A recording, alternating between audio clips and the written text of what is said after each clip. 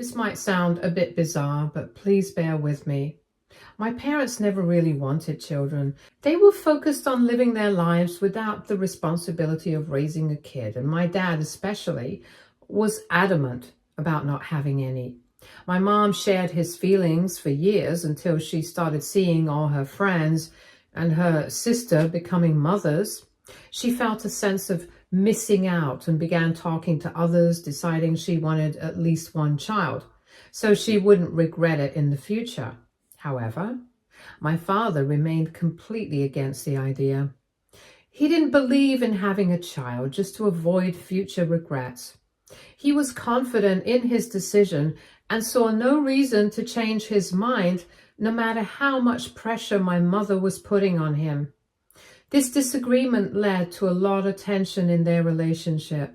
They argued constantly, my mother feeling torn between her own uncertainty and the expectations placed on her by her family. My father, on the other hand, felt like he was being backed into a corner over something he never wanted in the first place. After weeks of fighting, my father eventually gave in, not because he suddenly wanted a child, but because he was exhausted by the constant conflict. He agreed, not out of excitement or love for the idea, but simply to keep the peace. And that is how I came into this world. The moment my mother actually had me, she realized something she hadn't expected. She didn't enjoy being a mother. In fact, she hated it. She hated waking up in the middle of the night to feed me or change my diapers every few hours.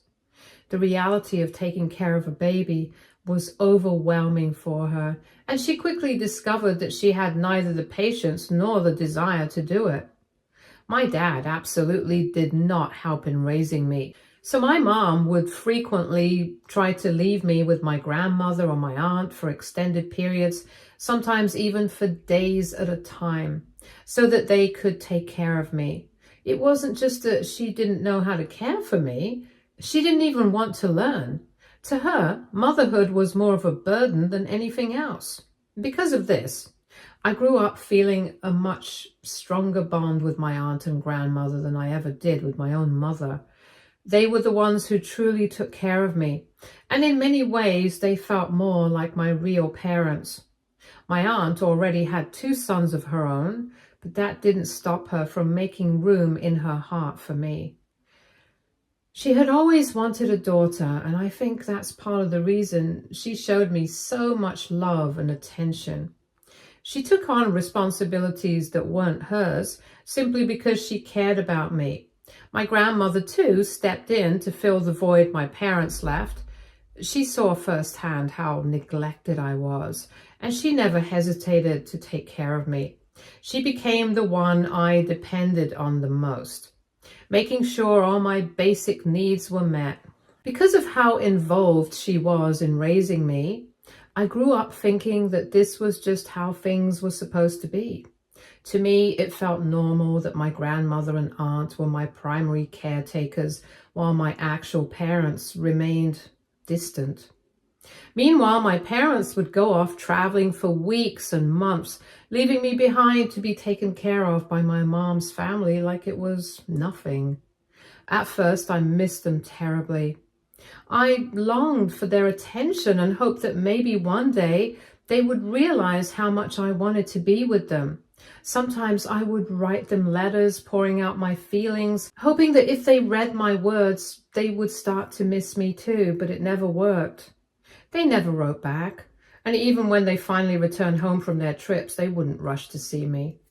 Days would go by and they would make no effort to come visit. It wasn't until my grandmother would finally scold them, calling them out for being such neglectful parents, that my mother would reluctantly come to see me.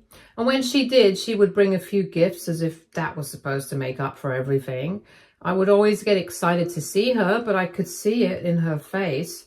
She never looked happy around me. It was like being with me was a chore she had to get through before she could go back to her normal life. My dad, on the other hand, didn't even bother pretending. He never came to see me at all. If I ever tried to talk to him on the phone, he would always have an excuse. At first, I believed him. I thought maybe he was just busy. Maybe he really did want to talk but couldn't at that moment. But as time went on, I realized the truth. He just didn't care. Eventually, I got tired of hoping and stopped trying altogether with my parents. For 10 years, I lived this way, being raised by my grandmother while my parents lived their lives without me. But then, everything changed. My grandmother was diagnosed with cancer, and out of nowhere, the one person who had always been there for me was suddenly too sick to take care of me. She needed treatment, and with her health declining, she could no longer look after me the way she always had. And that's when my aunt stepped in. She confronted my parents and demanded that they finally take responsibility for me. My grandmother had done their job for a decade, and now it was their turn. But as expected, my father flat out refused. He wanted nothing to do with me and wasn't interested in changing that. My mother, instead of stepping up, tried to push the responsibility onto my aunt, making excuses about why she couldn't take me in. This led to a massive fight in the family. My aunt was furious. She had been patient for years, but now she was done tolerating their selfishness. Finally, she made a threat that forced them to act. She told them that if they didn't take me in, she would call Child Protective Services and have them reported. She made it clear that she wasn't bluffing, and my parents knew it. Faced with the possibility of legal trouble, they had no choice but to take me back. I absolutely hated living with my parents. I don't think I've ever seen two people more miserable than them. It was painfully obvious that they resented having me around, but what hurt the most was that I couldn't understand why. I wasn't a bad kid. I never caused trouble, never acted out, and always tried my best to be the kind of child any parent would be proud of. But no matter what I did, they still treated me like an unwanted burden. My grandmother had raised me to be independent from a very young age. She knew she wouldn't always be there to take care of me, so she made sure I could take care of myself. Because of that, I never cried for attention, never demanded anything from my parents, and never made a fuss. I handled things on my own. I was always quiet and kept to myself, and at school, I excelled. My teachers had nothing but good things to say about me. I was a star student, always respectful, always hardworking. At home, I went out of my way to be helpful.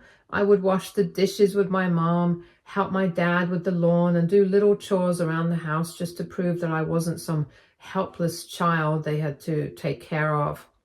I wanted to show them that I could pull my own weight, that I wasn't an inconvenience. But even after all that, nothing changed. My parents still acted like I was nothing more than an unwanted guest in their home. My dad refused to pay for any extracurricular activities, no matter how much I wanted to join. Didn't matter if it was something educational or beneficial for me. He just didn't want to spend any extra money on me. My mom, on the other hand, barely acknowledged my existence. She didn't even care if I made it home safely from school each day. While other parents worried about their kids and checked in on them, or at least asked how their day was, my mom simply didn't bother. Most of the time, my parents weren't even home. They would constantly take off on another trip, leaving me behind like they always had. But now, instead of leaving me with my grandmother or aunt, they would just stock the fridge with groceries and expect me to manage on my own. I was still just a kid, yet they had no problem abandoning me for days at a time. I remember how painfully lonely it was living with them. The house was always quiet, always empty.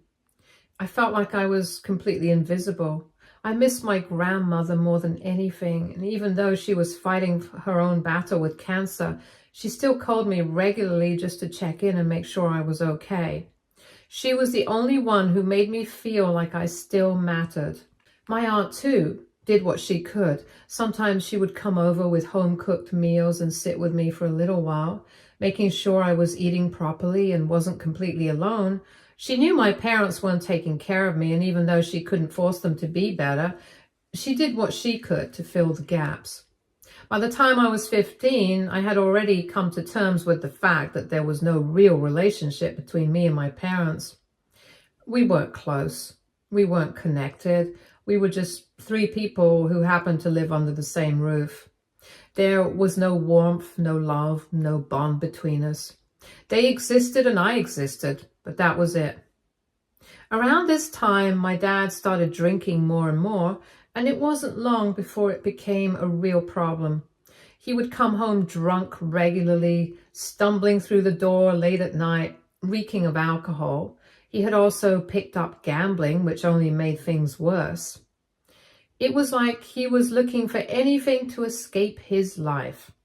And his addictions only fueled the constant fights between him and my mom. Their arguments were unbearable. They would scream at each other for hours, their voices echoing through the house. And somehow every single fight would lead back to me. My dad, drunk and bitter, would blame me for everything wrong in his life. He would shout about how my birth had ruined his life, how I had destroyed his relationship with my mother, and how he could have been childless and happy if it weren't for me.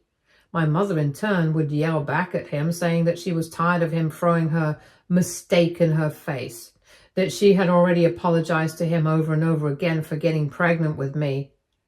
I would just sit and silently cry in my room, listening to them screaming. Then, on my 16th birthday, my parents dropped a bombshell on me. They sat me down to inform me that they had decided to sell everything and move out of the country.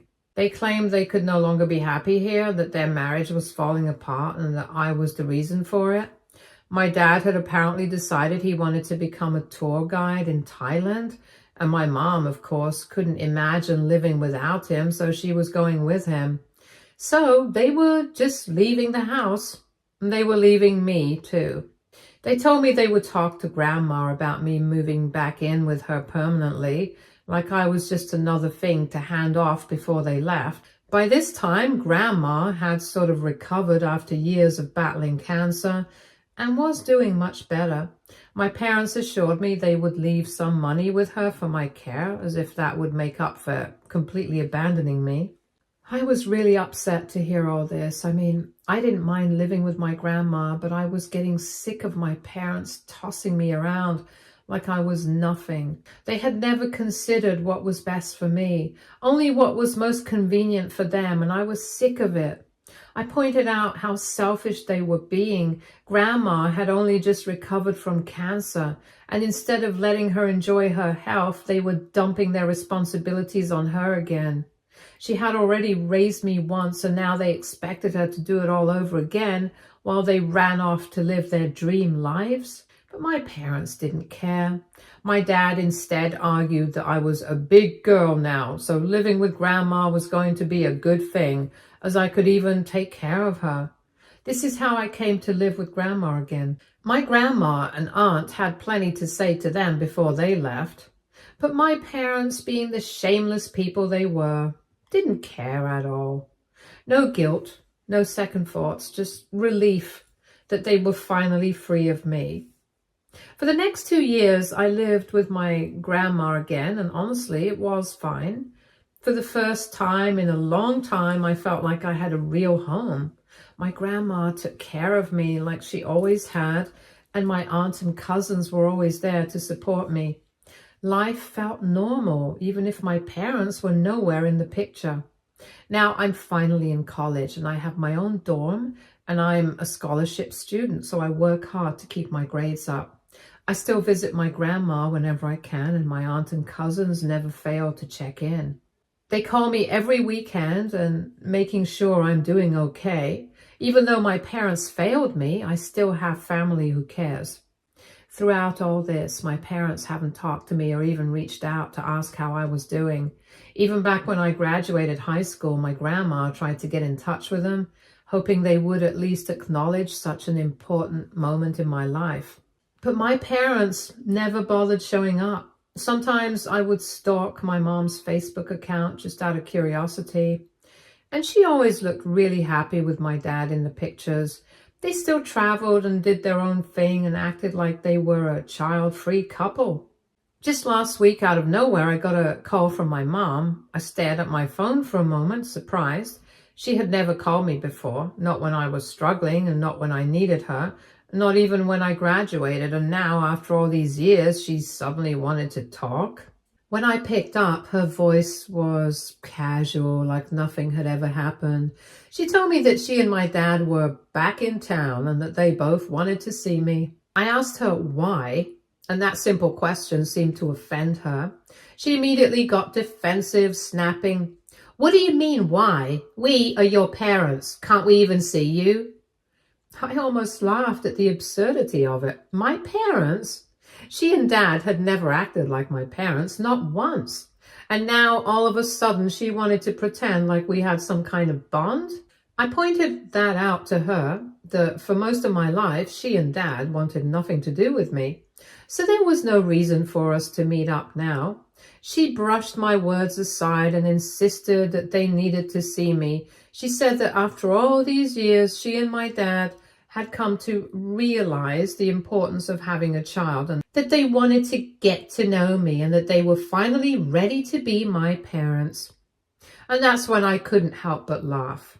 Finally ready to be parents? Now? I told her straight up that I had no interest in being their child anymore. That ship had sailed. If they had ever wanted to be parents, they should have stepped up when I was born, not now, after I had already learned how to live without them. I told her they could continue living their happy lives and enjoy their alone time forever. She tried to argue, but I was angry that she had the nerve to try and come back after all these years and act like I owed her something, so I just cut the call. Since then, Mom has sent me several voice messages begging me to call her back. She wants me to at least hear her out and thinks I'm being unreasonable and unnecessarily mean to her. Aita. Update 1. I talked to my grandma and told her that my mom had reached out to me. She was just as surprised as I was. She didn't even know that my parents were back in town. After reading all your comments, I'm finally starting to realize something. My parents, who have never called me, never checked up on me, never cared about me before, must want something from me now. There's no other reason for them to reach out after all these years. There's no way this is out of love or regret. Problem is, I have no idea what they want, and honestly, I don't even want to find out. The only way to know would be to talk to them, and I have no interest in doing that. I can't stand the thought of seeing their faces after everything they put me through. Anyway, I'll update again when I can. Update 2. Guys, you won't believe what I just found out. It's been 2 weeks since my last update, and I finally know the real reason why my parents suddenly wanted to reconnect with me. For the past 2 weeks, my mom has been non-stop calling, texting, leaving voice messages at all hours of the day. She just would not let up about wanting to see me. And the biggest shock? My deadbeat dad, the same man who has never cared to have a real conversation with me, actually reached out too. He messaged me demanding to know why I was ignoring my mother's attempts to reconnect.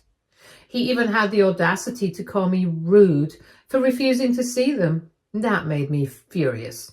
They abandoned me. They treated me like I was nothing, and now suddenly I'm the bad guy. I knew then that something wasn't right, so I reached out to my aunt and my grandma, and I told them we needed to confront my parents together. Both of them agreed. None of us believed for a second that my parents were reaching out just because they missed me. We all knew how they had treated me over the years, and there was no way they suddenly had a change of heart. It was time to confront them and find out exactly what they wanted. So today I finally met with my parents. I invited them to a cafe near my college, and my grandma and aunt came with me. I knew my parents were expecting me to show up alone, so when they walked in and saw I had backup, they looked completely caught off guard. It had been years since I last saw them, and honestly, I almost didn't recognize them. They both looked so much older than I remembered. My dad especially. He was thin, pale, and just sickly. It was obvious something was wrong. My parents tried to awkwardly greet me, but I wasn't there to play catch-up or exchange pleasantries. I got straight to the point. "What do you want from me?" I asked. At first, they tried to dance around the question, saying that they had genuinely missed me and wanted to see how I was doing, but I wasn't letting them off the hook that easily. I kept pressing, and after a lot of back and forth, my dad finally admitted it. He has kidney failure and needs a transplant. He explained how he'd been getting a treatment in Thailand for a while, but now, because his condition was getting worse, he needed the best possible care. So that's why they had moved back to the area. He was telling me all this, his voice almost sounding like he wanted sympathy, but I couldn't bring myself to feel sorry for him. Then my mom jumped in, saying that all of their retirement funds had been drained because of his medical bills. She claimed they barely had enough money to survive. I didn't know whether to believe her or not, and part of me wondered if this was just another way to manipulate me. But then she said something that really hit me. She said she wanted me to move back in with them, get a part-time job, and help pay for my dad's treatment. That wasn't even the worst part. The real bombshell came next. She asked me to get tested to see if I was a potential match for donating a kidney to my dad. That's why they reached out. Not because they missed me, not because they cared, but because they needed something from me. Hearing this, I saw red.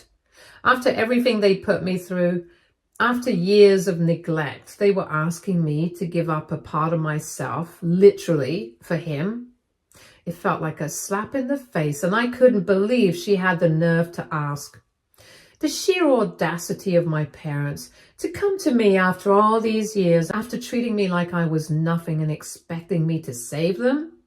I was so furious I couldn't even find the words to respond. But before I could say anything, my aunt and grandma pounced on them. My grandma's voice shook with anger as she yelled, "How dare you! You and Cal never raised this child. You never loved this child. You never even spent time with her. She's 19 years old now, and you don't know a single thing about her. You abandoned her, left her with me, ignored all my calls, and never once asked how she was doing, and now you want her to take care of you?" My aunt nodded in agreement, her face full of disgust. "You two are unbelievable. You never even wanted her. You made her feel like a burden her whole life, and now when you need something, you suddenly remember she exists. How shameless can you two be?" At this, my mom actually had the nerve to argue. Her expression twisted in frustration as she spat out, "Yes, I always regretted having her, but now at least her life can finally be put to use. Helping her father is a good thing. Isn't that why people have children? She needs to help us during this time. If we can't ask our own daughter for a kidney, then who else are we supposed to ask?" It was like everything she was saying was meant to guilt trip me into doing what she wanted. The way she spoke about me like I was just some tool she could use when it was convenient made my stomach churn. My mom was acting like I was obligated to sacrifice for them now, regardless of everything they put me through. She was so wrapped up in her own desperation that she couldn't even see how wrong it was for her to ask me for something like that after all these years of abandonment. Until then, I had kept my mouth shut and I tried not to get upset, but hearing their confession, I felt physically sick. I looked my parents straight in the eye and told them I was not going to help them. I told my mother outright that just because she gave birth to me didn't mean she owned me or my body. I reminded her that she and my father had spent their whole lives happily without me, so now, whether they lived or died, it had nothing to do with me. My dad immediately jumped in, trying to argue. He said he had no siblings and that both his parents had cut contact with him and were now too old to even help, and that he had no one else to turn to. He kept insisting that I was his only chance of survival, And then, in the most pathetic display I had ever seen, he scrunched up his face like he was about to cry, fake cry, and pleaded with me to just forget the past and help him, just this once so he could keep living. And then came the part that made my blood boil. He promised, actually promised, that he would finally be my father if I did this one thing for him. He said that if I refused, I would be letting him die, and that his death would haunt my conscience forever. Hearing this, my grandma yelled back at him for trying to emotionally manipulate me, for acting like a victim and for trying to pin his mistakes on me. My aunt didn't hold back either. She straight up told them that they needed to stop begging, that my mind was made up and that there was no way I was helping them. She also warned my parents that if they ever tried to contact me about this again, she would personally help me file a case against them and make sure they face legal consequences. I nodded in agreement, standing my ground. My parents kept arguing, desperately trying to change my mind. My mom even started screaming at me, throwing out every insult and cuss word she could think of, furious that I was refusing to help them. But no matter what they said, my grandma and aunt stood their ground beside me, refusing to let them guilt or pressure me. Finally, we walked out. After that, I blocked both my parents. I want nothing to do with them anymore. Tonight, I'm staying with my grandma because she and my aunt are really worried that my parents might try to show up at my campus and harass me again. Honestly, I'm still so shaken up. Part of me feels disgusted that they even had the audacity to ask me for something like this after treating me like I was nothing my whole life. But at the same time, as much as I hate my dad, I don't want him to die. I hope he finds a way to survive this. But let me be very clear, I will not be helping them in any way. My parents are on their own. Update 3. It's been almost 7 months since my last update. I just found out this morning that my dad has passed away. My aunt called to let me know, and I could hear in her voice that she was surprised as well. She and my grandma are going to the funeral, but I've made up my mind not to go. I don't feel like it's something I need to be a part of. To be honest, I don't even know how to feel about this. The idea of calling him my dad feels off because in reality, he was never really there for me. He wasn't a father in any way I've seen other people's dads be. He never spent time with me, never showed any care, never made an effort to be involved. So now he's gone and it feels almost surreal. A man who, for most of my life, barely existed in any meaningful way is just gone.